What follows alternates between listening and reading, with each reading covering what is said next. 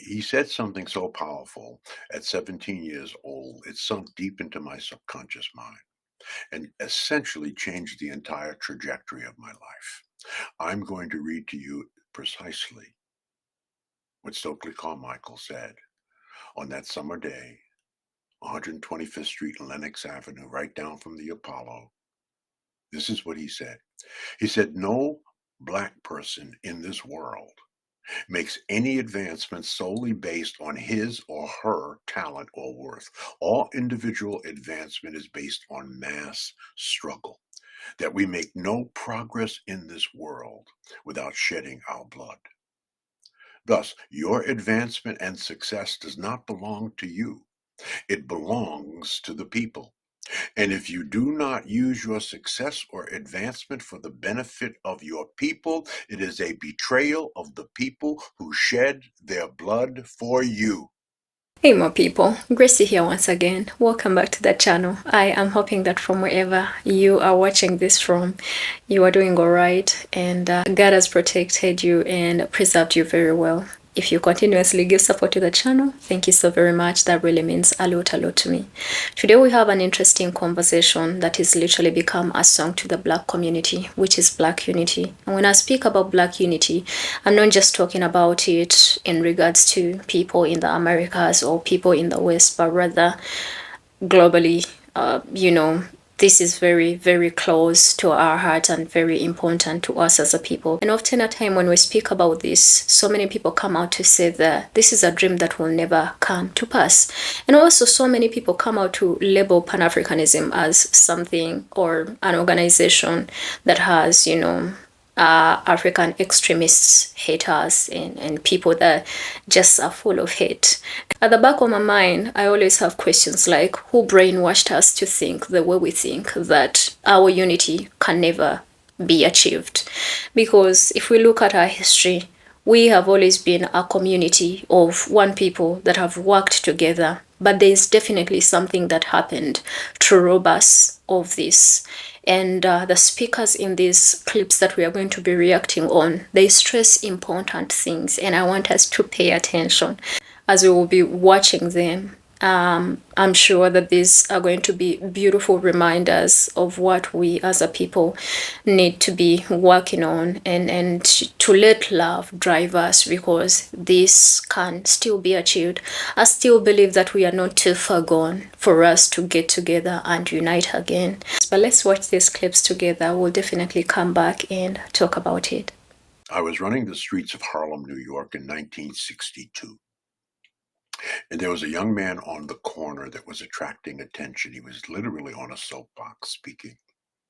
So I walked over to him. Remember, I'm only 17 years old. The man's name at that time was Stokely Carmichael. Stokely Carmichael was the left-wing version of Dr. Martin Luther King's tribe that fought for civil rights, voting rights, and fair housing in the United States. He was a radical.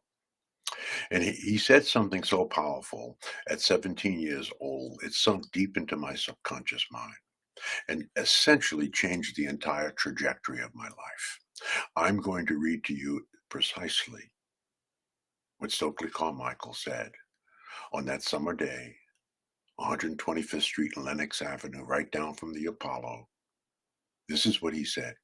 He said, "No black person in this world makes any advancement solely based on his or her talent or worth.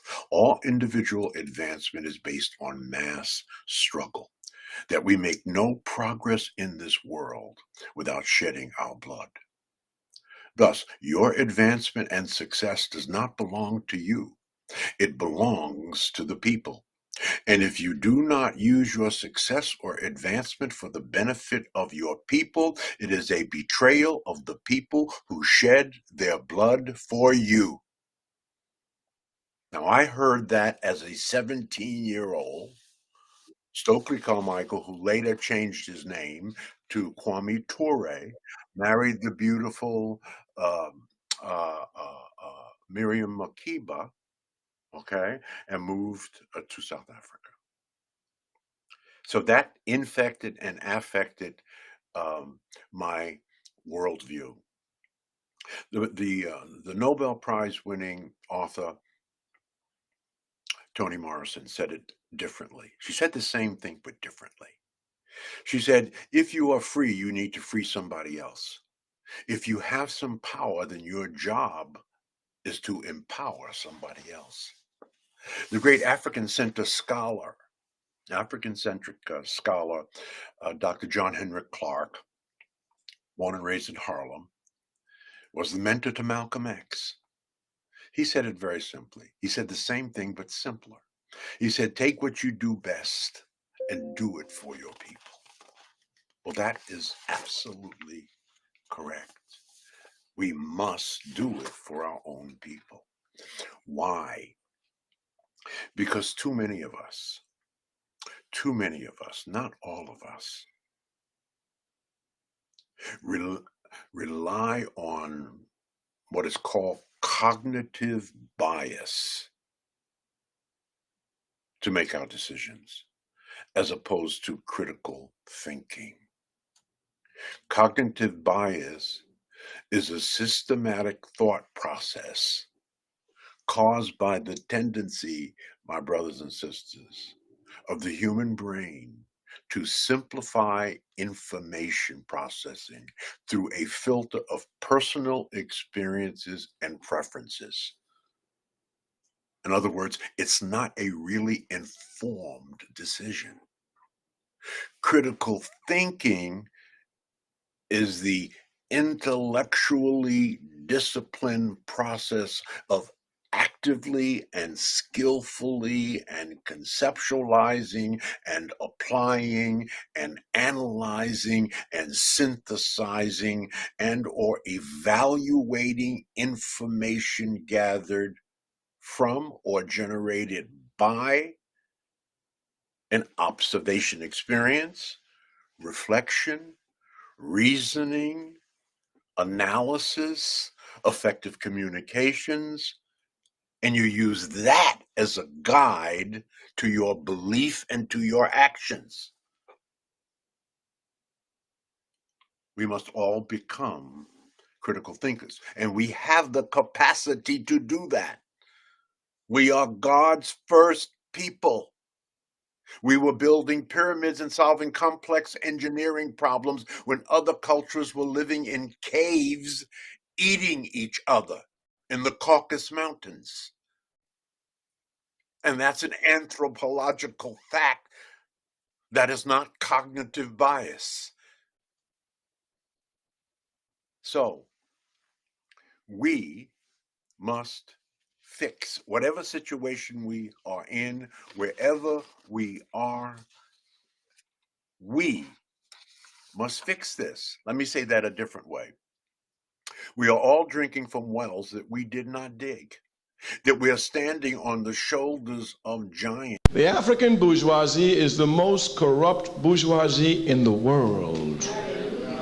In Africa, they seek luxury in the midst of mass suffering. There are more Mercedes in Africa than in any other continent in the world. In America, as soon as they arrive at a position based on this blood of the people, they snatch that position and run away from the people. But you must not think that they represent the people. They only represent their opportunistic self, using the people every step of the way. So you must not be confused. It must be clear then, for the 60s, the class struggle in the African Revolution must be more ruthless and uncompromising than in any other revolution. Here then the masses must come without pity and without mercy to trample upon these reactionary pigs who, after the people have gained struggle through their blood, come to hand back the gains on a silver platter to the very enemy the people fought. That there will come a time when black people wake up and become intellectually independent enough to think for themselves, as other humans are intellectually independent enough to think for themselves. Then the black man will think like a black man, and he will feel for other black people. And this new thinking and feeling will cause black people to stick together. And then at that point, you'll have a situation where when you attack one black man, you are attacking all black men. And this type of black thinking will cause all black people to stick together. And this type of thinking also will bring an end to the brutality inflicted upon black people by white people. And it is the only thing that will bring an end to it. He's 100% correct. Look at all the billionaires we got. I just named some of them.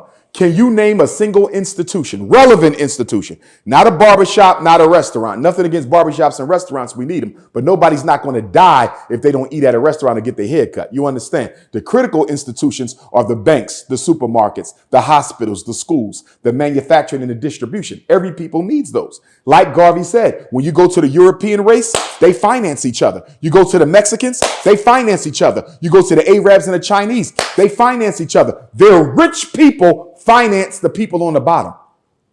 You don't see that in black America. I just saw an interview where somebody was talking to a European Jew. You know what he said?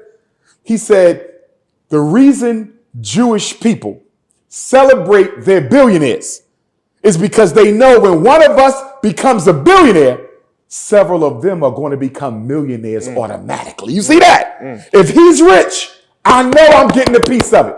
So the wealth of one is automatically the wealth of all. You don't get that in black America. Jay-Z's money is Jay-Z's money. LeBron's money is LeBron money. Oprah Winfrey, the richest woman in the history of the North American continent, black or white. Oprah hasn't built a single institution in America for black people.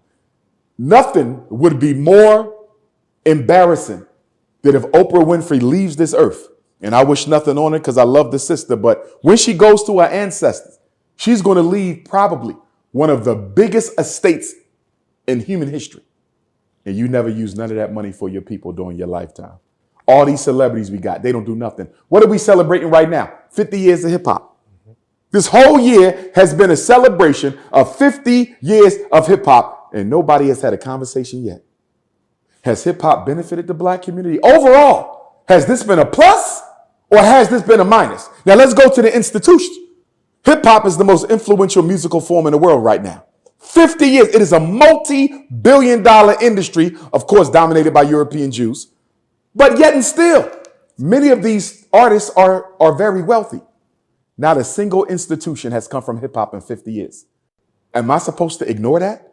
Am I supposed to act like these young brothers out here who pushing death and destruction, sexual exploitation and miscegenation of black women, these young brothers who out here pushing drug selling, going to jail, and everything possibly illegal to children, I'm supposed to believe that this was a blessing to the black community when you brainwashing our kids, and on top of the brainwash, on top of the toxic content, you didn't even come back to the community and do anything good for it except give out some damn turkeys and sneakers. Are you kidding me? With the type of money that hip hop has generated around the world, there should be at least 25 Black Wall Streets in America right now. Chicago should have a Black Wall Street. LA should have a Black Wall Street. Atlanta should have a Black Wall Street. Memphis should have a Black Wall Street. Milwaukee should have a Black Wall Street. Little Rock should have a Black Wall Street with all the money that these gangster rappers are making, and yet and still they do nothing for their people. That is what Garvey is talking about. Yeah, and you would think after all that we done been through that will come a day in which we'll unite some way, you know. No, and I'm going to tell you why. Yeah. Because it takes love to unite. It takes anger to react. Trayvon Martin, we reacted. Michael Brown, we reacted. Breonna Taylor, we reacted. Philando Castile, we reacted. Sandra Bland, we reacted. Tommy Rice, we reacted. Dante, Amir, we reacted. And we needed to. Rebellions are important. You understand? Riots are important.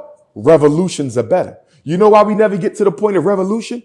Because in order for that rebellion and that riot to become a revolution, the people involved must be committed spiritually to the liberation of their people. A riot and a rebellion is nothing more than a temporary temper tantrum. It's a temporary temper tantrum. That's not going to change nothing. You need revolution, sustained activity. But the problem is, black people are not motivated by love.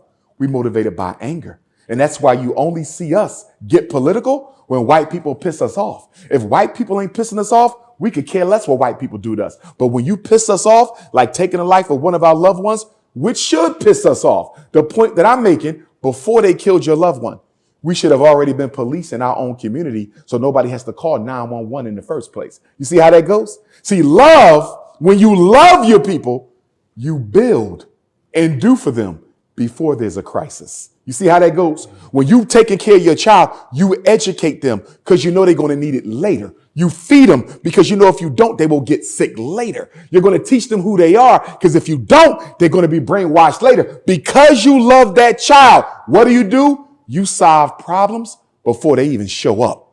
Black America never solves problems before they even show up because you need love to solve a problem before it even shows up, and we don't have enough of it. This is an important conversation for us to once again have, because I don't know if you are like me that have started noticing that Black people have started waking up globally. I'm not talking about only America, but even on the continent of Africa.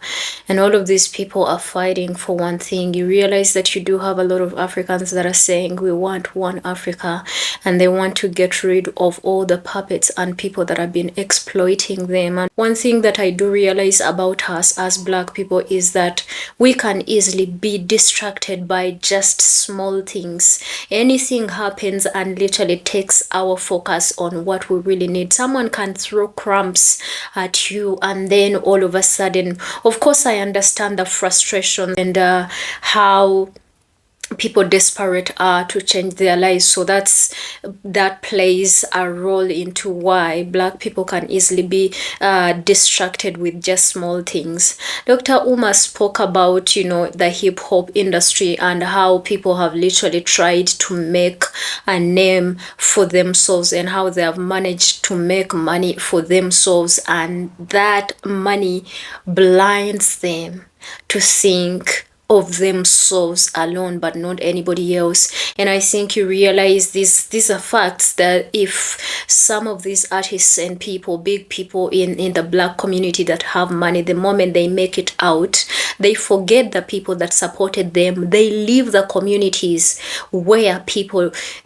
there's people that helped them. They go and fence themselves so high to one extent that is so hard for them to be even reach. Like the first speaker said, that in the words of Kwame Ture, that if one is freed, then that means that one person is supposed to go out there and free others. That seems to be not the concept that we grasp as the Black community. When one gets freed, then all they do is they want to run away from the same people that built them. Today I was recommending and just appreciating one of our sister that literally had to give up school because her brother wanted to do computer science. And that brings me to some of the words that Dr. Uma said, which is love, that if we are to have a revolution, it must be driven by love. You realize that if you do have love for your people, there are quite some sacrifices that you have to make. I know that it might affect you, and I know that at some point as Black people we have hurt each other, and at some point we probably do not even trust each other. But if this entire thing is driven by love, you do have to make sacrifices for the people that you love.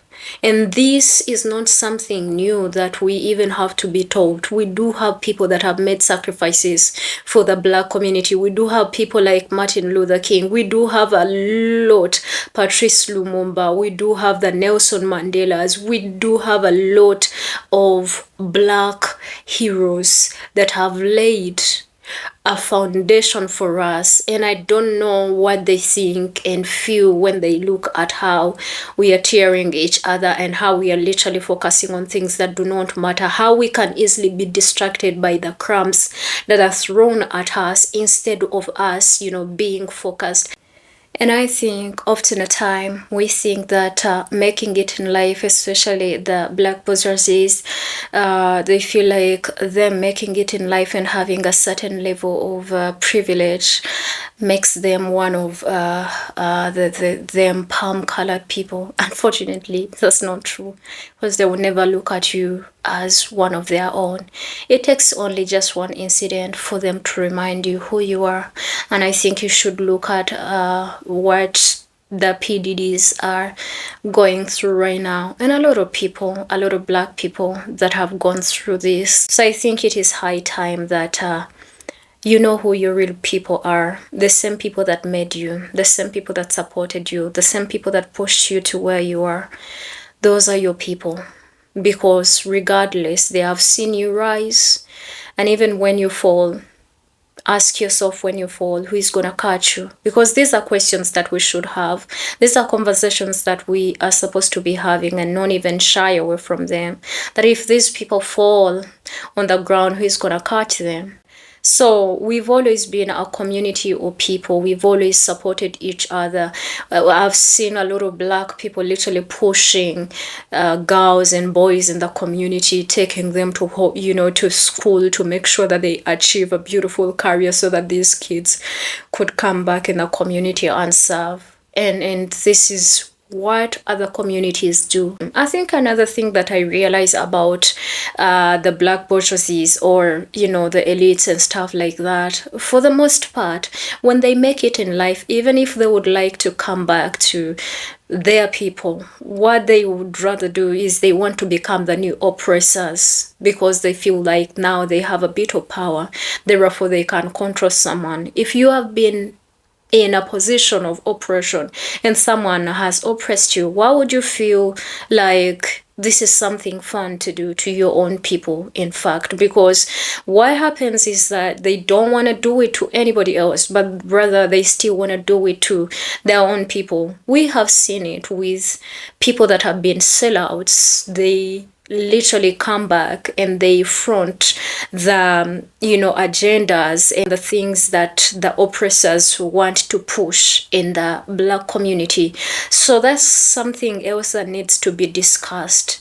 And at this point again, when we are having this conversation, when we have a lot of people that are waking up to knowing exactly what we need to do, you're going to realize that we do have a lot of sellouts. A lot of the same people that we trust, like celebrities, will come with agendas and they will want to sell these same agendas to their own people, but not because they really care, but because they want to sell their own people back to bondages. And in regards to Dr. Umar's words, you realize that we have not built anything, as a collective, no single institution.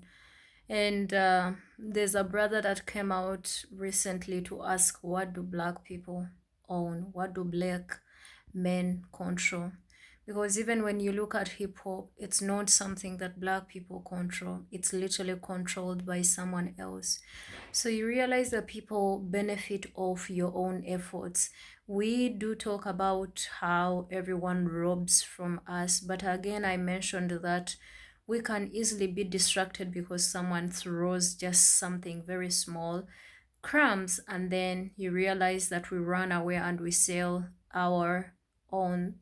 And it's not just that, you realize that even those that start businesses, they do not value and love their people that much, that if white people come and they place and put deals on the table, Black people will easily just give that away without thinking about the community that they have been serving.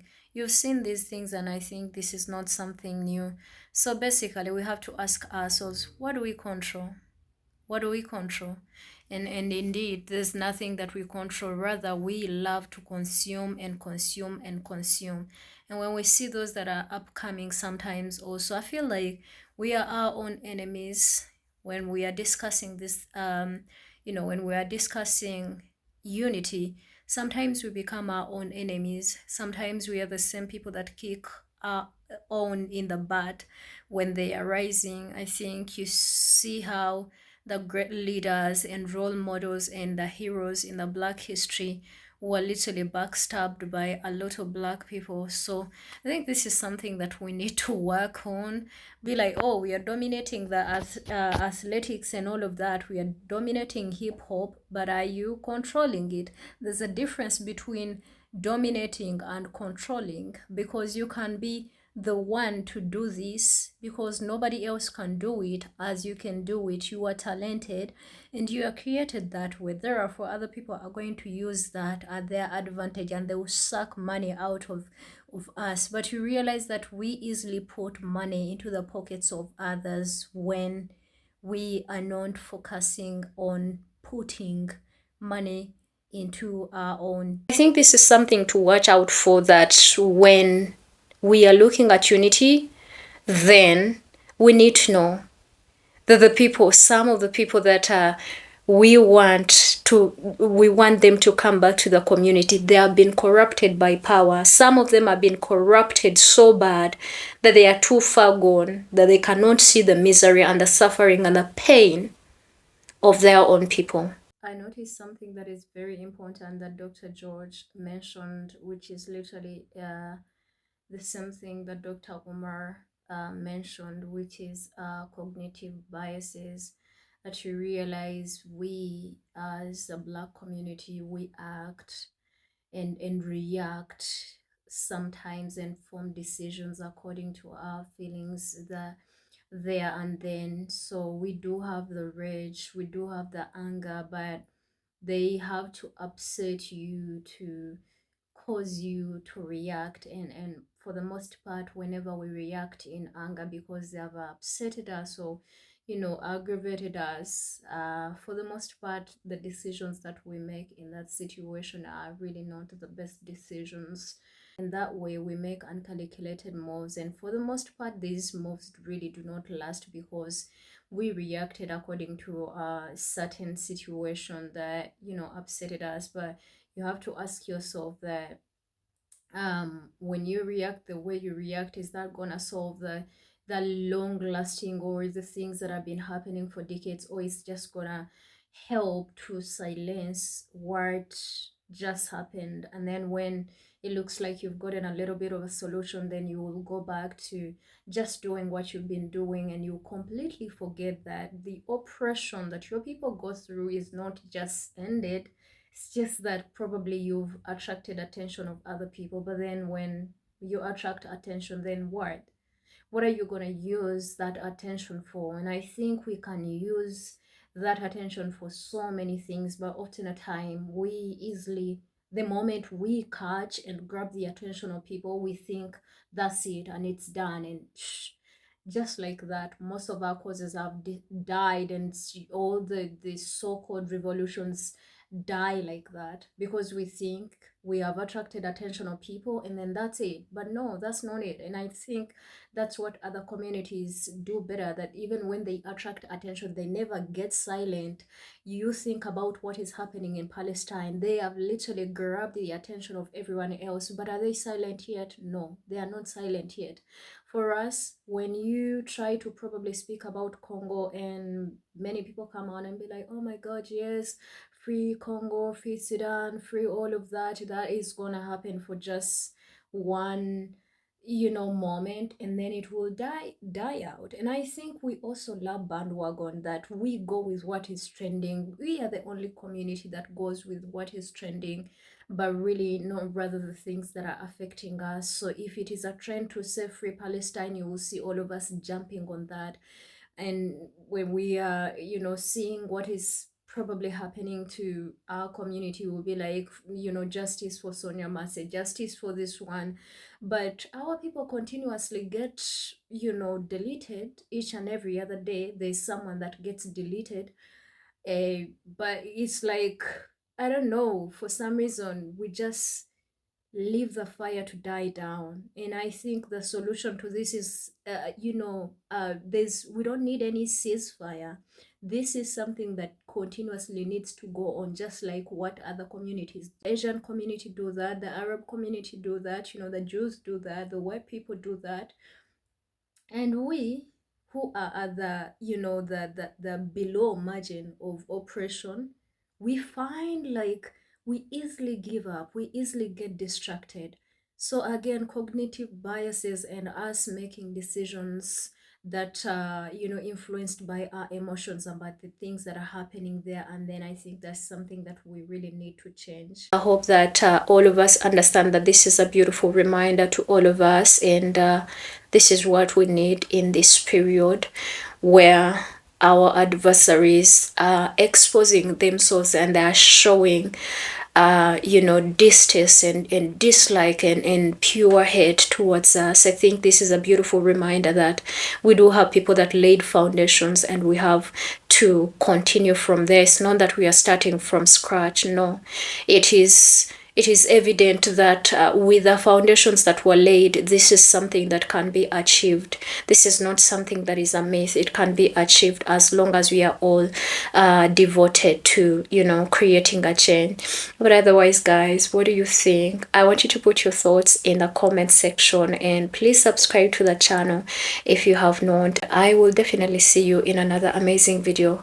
My name is Gracie and I love you all. Peace.